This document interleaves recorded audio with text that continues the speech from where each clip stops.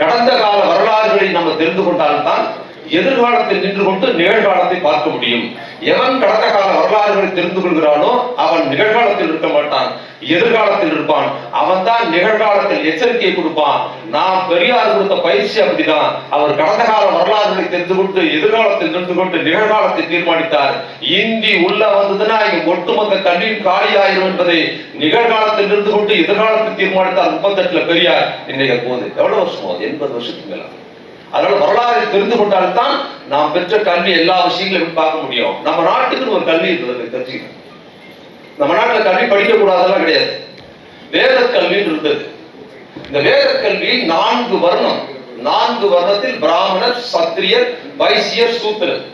இந்த 4 வர்ணத்தில் 3 வர்ணத்துக்கு கல்வி. யாருமே படிக்க கூடாதுன்னு சொல்லு. 3 வர்ணத்துக்கு தான் கல்வி. முதல் கல்வி யாருக்குன்னா பிராமணருக்கு, அடுத்த கல்வி யாருக்குன்னா சத்திரியர், அடுத்த கல்வி யாருக்கு வைசியர். வைசியர் இவங்க 3 பேருக்கு மட்டும் தான் கல்வி, மற்றவர்களுக்கு கல்வி கிடையாது. இதுல இன்னொரு விசேஷம் என்னன்னா, பிராமணர் படிக்கிற கல்வி இருக்கிற கல்வியிலே டாப். இப்ப மெடிக்கல் படிக்கிறோம், அதெல்லாம் படிக்கிறோம் இல்ல, ஐஐடி படிக்கிறோம், அந்த மாதிரி கல்வி வந்து பிராமணர். அவங்க என்னன்னா வானசாஸ்திரம் படிக்கிறது, பல்வேறு தவம் செய்கிறாங்க, அது பண்றாங்க, இது பண்றாங்கன்னா அது பாத்தீங்கன்னா அந்த காலத்துக்கு உயர்கல்வி, அது அவங்க மட்டும் தான் படிக்கணும். அடுத்த கல்வி சத்திரியருக்கான கல்வி என்னன்னா போர் தொழில், சண்டை செய்யறது மட்டும் தான் சத்திரியனோட வேலை, வேற எதுவும் கிடையாது. நல்லா தெரிஞ்சுங்க. நான் சத்திரியர் பரம்பரை சொன்னா அறிவில் சீரோன்னு அர்த்தம். அப்ப என்ன, அடிக்கடி சண்டை போடுறதா நல்லா தெரிஞ்சுங்க. எந்த மன்னராவது புலவரா இருந்திருக்காங்களா? எந்த மன்னராவது தத்துவம் கொடுத்துருக்காங்களா? கொடுத்தது கிடையாதுன்னா அவங்க வில்லு, அவர் எடுத்தாருன்னா வில்ல விடுவார், இவர் எடுத்தாருன்னா சண்டை போடுவாருன்னு சொல்லி அடிக்கடி சத்திரியர் கல்வி.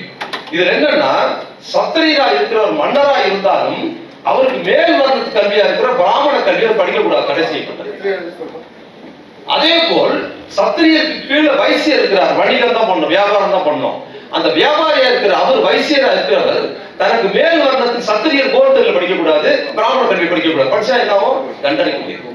கடைசியா சூத்திரர். சூத்திரர் வேற யாரும் நினைச்சுக்காதீங்க, நம்ம தான் பிற்படுத்தப்பட்ட தாழ்த்தப்பட்ட மக்கள் தான் சூத்திரர்கள். அந்த சூத்திரர்கள் என்னன்னா அவங்களுக்கு கல்வியே கிடையாது. அதே மீறி படிச்சா என்னன்னா அவர்களுக்கு தண்டனை அப்படிங்கிற இந்த 3 முறை கல்வி தான் நம்ம ஊர்ல கல்வியா இருந்தது.